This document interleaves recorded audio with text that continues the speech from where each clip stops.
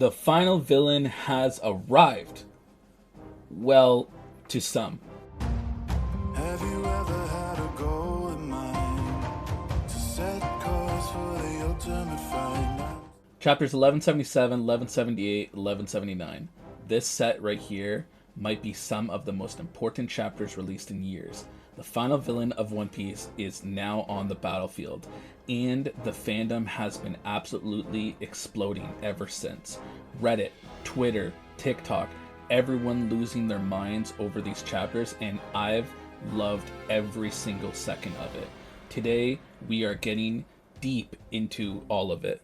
But before we do, quick note on the series, Break to Break has two parts. There's the quick review, which goes up right after the last chapter, and then there's this, the detailed review, the full breakdown. That's what you're watching right now. Oda has a very set-based perspective on storytelling. Every group of chapters between breaks has its own rhythm, its own arc, its own payoff. Reviewing them as a group captures that. That's why we do it this way. All right, here's what we are covering today. We are talking chapter 1177, chapter 1178, and chapter 1179, which just dropped. And yeah, we need to talk about it. We are going through each chapter in detail, fandom reactions, fan art, the spoiler cycle, the wildest theories from this time frame, and at the end, I'm locking in my predictions for the next set of chapters. Oh, and we are ranking everything, individual chapters, and the set as a whole. One Piece style, I'll explain the system right now. Timestamps are in the description, but I'd recommend watching the whole thing. These chapters build on each other. If you're enjoying this so far, leave a like and subscribe. It helps a ton, and you'll see the next detailed review in the next break. 5 tiers. The way I rank is simple. How likely am I to go back and reread this chapter? Not just, was it hyped in the moment, but on a random day, if I think about going back to One Piece, am I pulling this chapter up? That's what separates the tiers. Quick disclaimer, this is just my opinion, and keep in mind, One Piece is a series where every chapter has its place. Even the lowest ranked chapters here is still part of something bigger. So we got Florian Triangle, Lost, forgettable. East Blue, good but not great. Grand Line, great chapter, but I'm not rushing back to read it. Over time though, yeah. New World, absolutely incredible. I am very likely rereading this one.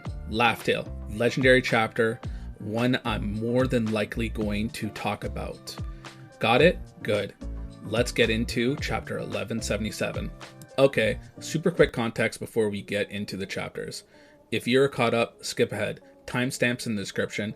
If you need a refresher, here's where we are. We are deep in the Elbaf arc, and this arc has been delivering. Elbaf is the land of the giants, a place One Piece fans have been waiting to visit since Little Garden. This has been a long time coming, and beyond the world building, this arc has been tied to Usopp's dream, becoming a brave warrior of the sea. Elbaf is where that story lives, and right now, we are in full-scale war. Imu, the king of the world, is here, currently controlling Gunko, fighting directly against the Straw Hats, and alongside Imu, you have the Holy Knights, on a mission to capture the giants and take over the country of Elbaf, except they are getting absolutely tossed around by the Straw Hats right now, which says everything about where the crew is at. These 3 chapters are where it escalates. One last thing, 1177 was delayed by a week. Oda pushed it to work on the story. Whatever he needed that time for, it was worth it. All right, 1177, let's go. All right, chapter 1177, titled Furious. This chapter opens in Elbaf, Western Village.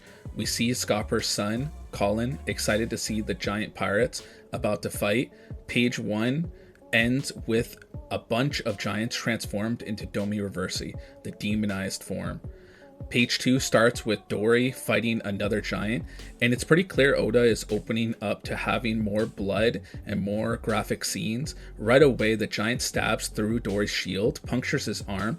Dory says to him, Do you have no pride as a warrior? Empty-headed? He scoffs at the idea that a demonized giant even call themselves brave warriors. Page 3. Cuts to Chopper.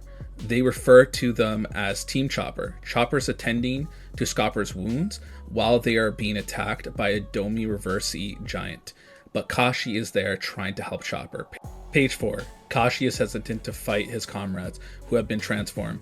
They've been friends for decades. Kashi says he can't do it and starts reminiscing about the past, talking about their bond, their friendship. Then it cuts to a panel of Bragi cutting a giant in half with an epic slash. Page 5 hits a series of epic panels. We see Haruden, captain of the new giant pirates, with a massive attack, then Dory with another epic slash. Then the page ends with Stanson smashing through another giant with a hammer, and the last panel is Zoro announcing an attack. Page 6. Zoro's attack is brutal. He completely destroys the giant's head, cutting into several pieces. Cut to the giant's leader with a sword in his head, Jarul, reassuring everyone they'll turn back. But he notices everyone is eager to attack their comrades now. The page ends cutting back to Team Chopper. Kashi is still struggling to fight his comrades. Scopper is ready to fight. And remember, he's still injured from Gunko's attack. Page 7 starts with Chopper transforming into Monster Point, attacking the demon giant. The giant doesn't budge, but then they fall. The demon appears removed, and they transform back. Everyone's in shock. Why are they transforming back? Page 8, we are by Zeus and Nami. She's feeding Zeus some black balls to regain energy. We see a headless killing him, cursing everyone for what they've done. And Jinbei's just holding the head going so it can talk. All it can do right now is bark. Frankie is talking about putting all the pieces into a box so they can't be put back together. Sanji is talking about, so these are the Holy Knights. Page 9 starts with Frankie talking about how they've gone much stronger and how Luffy is a Yonko now. Sanji follows up, saying that these scum brought the great land of Elbaf to its knees. Killing him keeps insulting them, calling them maggots, and the fact that he keeps talking about them overlooking him is interesting. It hints there might still be something he can do, but nothing yet. Jinbei points out that one of the enemies is still unharmed. Meanwhile, Nami is feeding Zeus so he can keep pouring rain over the fires, because Elbaf is burning everywhere right now. Then Loki comes in with a giant dragon attack, causing a massive explosion. And then we see Luffy on the top of the dragon casually waving to everyone, saying, "Hey everyone!" Page 10. Jinbei, Sanji, Frankie talking to Luffy about how huge the dragon is. Luffy says, "Yeah, this dragon is massive." Nami loses it on Luffy and Loki about the fire and the explosions, calling them idiots, calling Loki a weirdo. You're making friends with weirdos. Yeah, you're taking out enemies, but what's the point if you burn down Elbaf? Get a clue. Page 11 starts with what I think is the biggest meme from these chapters. Luffy sad, weeping, and Ragnar just patting him on the back. Then Luffy gets pissed at Loki, saying, "Look, you got me in trouble." Loki responds, "Why do I give a crap about if you get in trouble with your own crew? That's not my business." Loki shoots a lightning attack at Luffy. Does nothing. Loki's surprised. Why has it done nothing? Luffy says, "If it did anything, I'd kick your butt." Luffy hears boom, looking over to Brook and Gunko. Page 12. Team Brook. Brook is begging Usopp to run away, but Usopp is built different. A brave warrior doesn't run away. Usopp talks about how he's been dreaming of coming to the land for so long. They are just disrespecting it, and they need to be stopped. Page 13. Usopp calls Gunko, who is controlled by Imu, a coward, kidnapped children, isn't even here physically. Having noble warriors fight each other is a cowardly move. Brook attempts to launch an attack but gets stopped by Gunko Imu. Usopp says Elbaf is the land of warriors. They live by their sword and shield their whole lives. If you want to attack this country, you should at least come face to face with them. You coward. He's talking to Imu. Page 14. Imu says one does not sully their hands with tawdry matters. Usopp launches his attack and Imu just comes face to face and says, fire it. Like an order, the page ends with a giant explosion. Usopp down for the count, Emu slightly damaged but regenerating, no emotions on their face. Emu came at Usopp and just basically said, "Bet, do it." The chapter ends on an epic double page spread, Loki and Luffy in front of Emu. Loki asks, "So this is where the hockey I felt in the underworld came from?" Luffy looks at Usopp and Brook, passed out, and says he's pissed. Loki, epic line, "Forgiveness was never an option." Emu says, "Obey or die," referring to them by their legendary name. Now, where does this rank? This is a new world chapter for me. Absolutely incredible. I'm very likely going back to reread this one, especially for the Usopp moment alone. It might not be quite Laugh Tale yet, but it's the kind of chapter that reminds you why you got into One Piece in the first place. The fandom's reaction, Reddit lost it. Multiple threads calling Usopp's moment goosebumps, comparing it to the most iconic Usopp scenes ever. The meme was instant. A lot of fans calling the Brave Warrior of the Sea reveal we've been waiting for, and honestly, they are right. Fan art exploding on Twitter and DeviantArt after this dropped, Usopp versus Emu everywhere. Not just because it was hype, but because it felt earned. Usopp been set up for years. This chapter delivered on that promise, especially that Ragnar and Luffy meme. That was funny. 1177 was wild, but then Oda dropped 1178. Alright, chapter 1178. We start with the cover page, a request of useless Captain Kidd being chased by a bull. Very similar to the classic cover where Roger was being chased by a lion. Whether that means anything or not, for now, it's just a fun parallel. Kidd is still running. Page 1. We open on Frankie, Nami, Sanji, and Jinbei dealing with Killingham after everything that went down last chapter. In the middle of that, Nami gets shocked when Luffy suddenly calls over to them. He's holding an injured Usopp and Brook. Luffy brings them in and tells the others to take care of them. At the end of the page, Frankie asks Luffy if he needs backup. Luffy just says, "Loki's gonna get pretty reckless." Sanji answers like, "Coming from you, that's surprising," since Luffy and Zoro are both pretty delusional about how predictable they are. Page 2. We cut to Loki in dragon form, launching an attack at Gunko. Gunko starts talking about stories of Loki traveling the seas, with a ship that was especially gigantic, always shrouded in deep mist, only attacking government assets while staying unseen. Then Loki fires a lightning attack at Gunko. Meanwhile, Luffy is sprinting over in his cartoony, Looney Toony style form. He yells that he wants to beat that guy up. Page 3. Emu comments on the rumors of a massive flying creature, saying that the dots have finally connected. Loki calls Emu tiny. We cut to Luffy, saying he's going to make Emu pay for what was done to Usopp and Brook. Then a black blob shoots out of Gunko. Luffy's reaction is played as a gag, exaggerated Looney Toony style. Page 4. We see Emu in a new black blob form. They say something like, "If only these people would disappear like rocks did," still using that ancient style text. Then Emu fires an attack called Diabolical Covenant. It's essentially another Domi Reversi style move, hitting both Luffy and Loki. Emu says that in exchange for a portion of their life force, they'll come to hate each other. Page 5. Luffy and Loki are angry. They both kick the attack away like it's nothing, mirroring how Rocks reacted to the same move at God Valley. We cut to Emu thinking, as expected, neither of them is affected. Luffy starts to go in, but Loki points out a problem. The targets are too small for him to easily hit while he's that huge. Side note, Ragnar is extremely cute throughout these panels. Even so, Luffy still throws an attack. The following panel is Emu's eyes. Then you see an attack by Luffy that's Don Gatling, followed by Ragnar transforming into a cute squirrel hammer. The next panel is Loki saying, "Look out, Luffy." All you see is just the size difference between Loki and everyone else. You see Imu punched into bits and Loki in the final panels of the page. Page 7. We get a massive double page spread. Loki has frozen Imu and Gunko in a huge block of ice with an attack called Niflheim. There's a panel confirming Imu is still attached to Gunko inside the ice.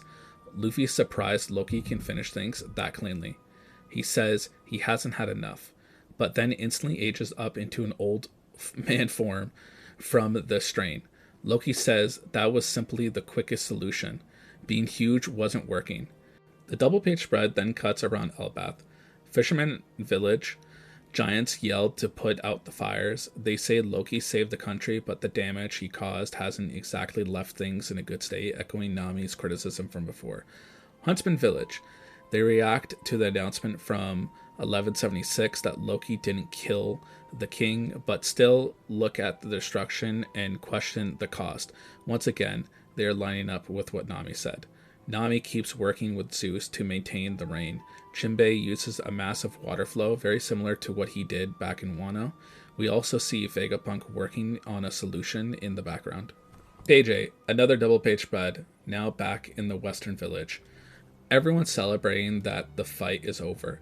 We get a great shot of the giants with Zoro. Zoro's looking cool as always. At the bottom, we see there is still a few Domi Reversi left. Some giants who have turned back apologize for not being able to fight off the demon influence themselves. Zoro gets ready to finish them, but Chopper jumps in first, knocking the demons out of the giants instead of killing them. Chopper is celebrating, explaining that he's figured out how to cure the demonic power. Zoro chalks it up to Chopper being a good doctor, not really thinking about how crazy that actually is. It clearly suggests something beyond normal medicine, but Zoro doesn't care enough to dissect it. Chopper does his usual embarrassed by praise gag. Haruden then asked if there's more to do, wanting to check other areas to make sure all the demons are gone. Page 9. We cut to Craftsman Village. No enemies left, but they're still dealing with the fires. Then Brewer's Village. Same thing, no enemies, but a lot of fire. People say there are fires everywhere, but they want to make sure all the Domi Reversi are gone or dead. Then we move to the library. We see Saul and Robin with shocked expressions. Page 10. Inside the library, there was a fire, but there's not a single book left on the shelves. Everything has been cleared out. They notice the owl, Biblo, is gone too. They hope for the best, suspecting Biblo may have removed all the books before the fire could destroy them. The page ends with Sanji saying that once they started fighting back, it actually didn't take long to handle things. Frankie adds that this wasn't like an endless war against a massive organization.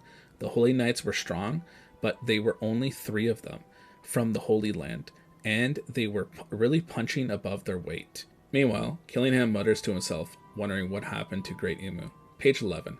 Outside the Western Village, we see Sommers chopped up, slowly trying to reassemble himself. Then we cut back to Team Luffy. Luffy asks Loki for food.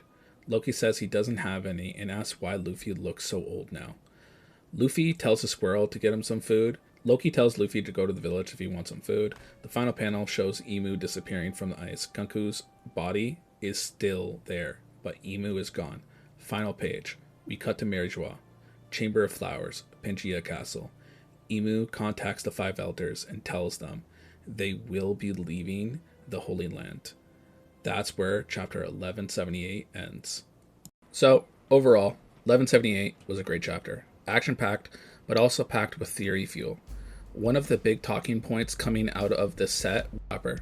The moment he knocks the demons out of the giants and literally cures the Domi Reversi effect, blew up theory channels. A lot of people, and I mean a lot, are now asking whether his Hito Hito no Mi is really just a normal human fruit, or if it's hiding something much bigger. Luffy and Loki's combo, Niflheim freezing Gunko, Chopper curing giants, Usopp facing Gunko, the empty library. People went wild illustrating all of it across Reddit, Twitter, and YouTube thumbnails. For me, 1178 is a high-ranking chapter. On the break-to-break scale, I'd put chapter 1178 solidly at Grand Line, flirting with New World, A great chapter I can absolutely see myself coming back to, especially for chopper theories. Next up, 1179, where Emu really descends. Alright, chapter 1179. This chapter was insane. Legendary, automatically. Cover page. We start with a cover page request. The giant boar from Wano that Odin cut in half. Except now it's alive and has a bunch of babies around it. You can see Tama, Ace, and Yamato there. Cute, lighthearted cover, but before the chapter goes completely off the rails. Page 1. We see Emu speaking with the Gorosei. In the first panel, slightly in the background, there are little dots. What look like fragments of those small butterflies we've been seeing destroyed around Emu. That detail is very prominent here.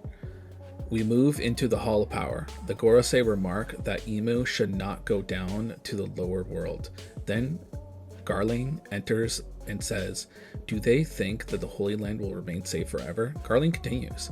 He says Shamrock helped resolve the recent crisis, but the lower world planned to starve the Holy Land. And then he drops the line that dignity and power will not fill their stomachs. Page 2. Garling says they need military might if they want to keep the rest of the world under their thumb. We cut to power plant Label phase Merijois, where York is on the Denden Mushi demanding food. She says they are starving. The answer she gets, "You'll get food once you deliver the Mother Flame." And they are in shortage because of everything that's happening. York complains this isn't part of the deal, but she's York. She just acts based on her own instincts and desires, not loyalty or promises. Garling then reiterates, former Navy headquarters G1 needs to be put into operation again. Page 3, Garling says it's been one disaster after another. The Gorosei say it all started after the arrival of Nika. Then they echo the line, "Is it coincidence or is it fate?" The same famous quote, "whoop slap," said back in Fuchsia village. From there, the Gorosei immediately move into trying to convince Emu not to leave the Holy Land. They propose sending the admirals from headquarters or to Elbaf instead. Nishoro says there are too many crises going on. They can't use the admirals for this situation right now. The Gorosei suggest that they should be the ones to go into the field themselves. Emu responds, saying this is no longer a coincidence. Emu lists arrogance, sloth, detachment, pride, and say they must cast all that away. Page 4, Emu declares that everything was preordained. We see a sequence of Emu reflecting on past events, moments where certain things happened and how they reacted to them. This implication is that all of these events are directly connected in Emu's mind to what's happening now in Elbaf and to the current state of the Holy Land. Side note, in this sequence, there is no dragon at all, which stands out given how present the dragon imagery has been elsewhere. Page 5, this page is huge for lore. We get a clear, bold focus on D in Queen Lily. Emu explicitly refers to Luffy as Joy Boy and Blackbeard as Davy Jones. Emu frames this ongoing torment like they are being forced to live through the same cycle over and over. Then we see that they desire Vivi while looking at a picture of Lily. It drives home that history is repeating itself and that Emu is literally watching the same pattern play out again. They are still obsessed with the same person across centuries. Still a simp for Lily, it seems. The page ends with Emu. It all began long before this. Page 6. Emu says they leave the Holy Land to the Gorosei. Each of the Gorosei react differently. Garling says, how can they possibly stop Emu? They have no power or influence to prevent him. Jupiter says, it's by the Great One's design. None of them can prevent this. Then the page ends with Emu teleporting away from the Holy Land. Page 8. This confirms theories from the last chapter. Sombers' heart is made of metal. It's a steel heart. Zoro, being the man who cuts iron, looks at it and says, what if we cut it? He won't be able to go back to normal, right? Sombers clearly reacts to it with fear. We cut to the Walrus School area. Frankie and Jinbei are there, working together to help Usopp and Brook heal up. They are telling them to hang in there and mention their broken bones. Frankie jokes, maybe we turn them into cyborgs. And this is a moment that really fits the idea that some fans had. Frankie should honestly be one of the best doctors in the series, just based on what he's done to himself back in Water 7 after getting hit by the sea train. He rebuilt his body, and then during the time skip, he upgraded it. It's insane when you really think about it. This scene, like this, is just an underline. Tekken 101 really goes into depth about this. We then cut to Sanji talking to Killingham. Killingham threatens him, saying, I'll remember your name and come for revenge. Now, tell me you know my name. Sanji replies, I forgot. Perfect cold dismiss. The last panel of the page shows Gunko still completely stuck in a frozen ice block. Page 9. Page 9 starts with Luffy talking about the fact that the school is frozen, and he explains that this isn't the same as standard ice powers. Loki's ability removes heat energy instead. Loki complains that frozen food doesn't taste good. Luffy says they should give some food to Usopp and Brook so they can recover faster. Loki answers, not until you get back to normal, aimed at Luffy still being in his old man state. Luffy then asks Loki about the frozen guy. Is he dead? Loki says it was a flash freeze, so it won't be fatal, and adds that the guy, pointing to Ragnar, who happily eating frozen food, can melt the ice when the time comes. The final panel shows a giant Zeus raining down over the fires and Nami reacting as senses a demonic stir coming from the direction of the castle. Page 10. Page 10 is everyone's reaction. From the sky, giant black smoke masses start spawning everywhere. Then, about the island, a giant magic circle appears. Page 11, we move into a big chaotic scene. Nami, at the end of the page, is calling everyone to come quickly and see what's happening. The rumbling is shaking everything. All the houses and trees begin transforming into demonic creatures. They are all singing a very demonic sounding song, a dark, eerie chorus over the panel. We see all the giants' reactions, and they are clearly afraid. There are proud Elbaf warriors, and even they are spooked by what's going to happen. Just as a side note, I'm literally getting chills talking about this. Page 12. Page 12 begins with a giant black lightning bolt slamming into the castle. It turns out this isn't normal lightning, it's Conqueror's Haki. All the weaker giants start fainting immediately, including Colin, Scopper's son. Everyone is reacting to the pressure. We see Zoro with Chopper sitting on top of his head, feeling the impact of the Conqueror's Haki. Loki says, was that from the castle? That's the same Haki from before. The last panel of the page is just Luffy looking completely stupid and funny. Classic Luffy face in the middle of chaos. Page 13, we cut inside the throne room of the giant's castle. Imu is there, spitting blood, clearly in pain. There's an epic eruption of anger and power. People can hear and feel Imu's presence radiating out, even if they aren't right there. Page 14, we end on a massive double page spread. We see two of the Holy Knights, Killingham and Somers, reacting to the Great One arriving. Someone says, someone's up there, on top of that castle. And we get the caption note, creator of the world government, one of the first 20 power, the devil's fruit, king of the world, Saint Norona Imu. Imu has fully descended. This chapter was insane. Legendary, automatically. So yeah, 1179 was unreal. Saint Norona Imu fully descends. We got Conqueror's Haki shaking all of Elbaf, the landscape itself turning into singing demons, and the chapter literally ends by labeling Imu creator of the world government, one of the first 20, king of the world. This is the kind of chapter people are going to point out for years as a turning point. What I love about this Set is how each chapter does something different. 1177 is the heart chapter. Usopp stands up to Emu, calls them a coward, and actually rage baits an 800-year-old ruler of the world, while Zoro, the giants, and Chopper all get huge moments in the chaos. That's New World chapter for me. Absolutely incredible. Very likely to reread, especially for Usopp in the Elbaf War energy. 1178 is the setup in the theory chapter.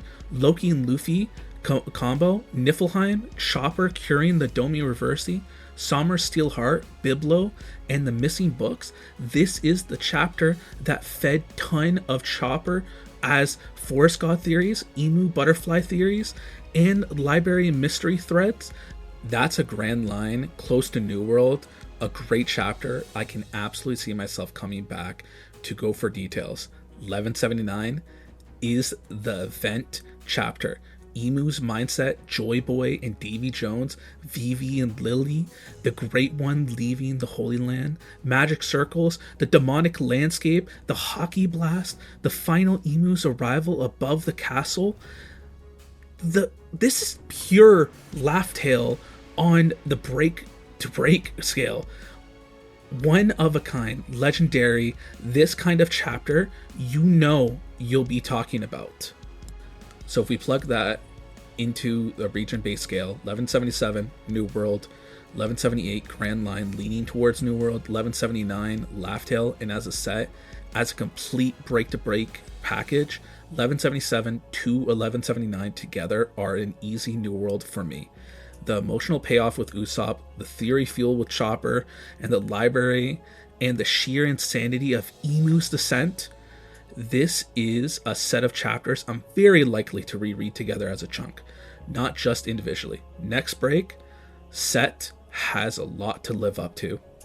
All right, let's get into the theories, because this set of chapters generated a lot of discussion, and some of these are genuinely fascinating. I'll shout out the creators who made the dedicated videos on each one. Go check them out. Theory 1. Chopper and the human fruit / Forest God.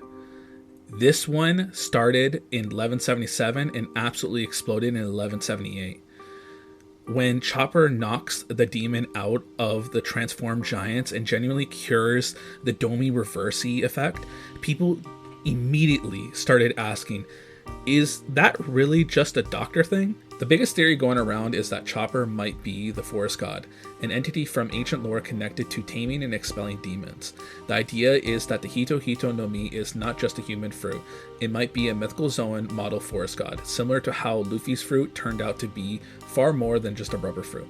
Multiple creators went deep on this right after 1177 and 1178. Anime Balls Deep posted, Chopper's new Forest God fruit power is too strong, breaking down how Chopper's arc in Elbaf paints him as a guardian of the winter forest, and how it's no coincidence that Luffy is a sun god while Chopper fills the forest god role in the same arc.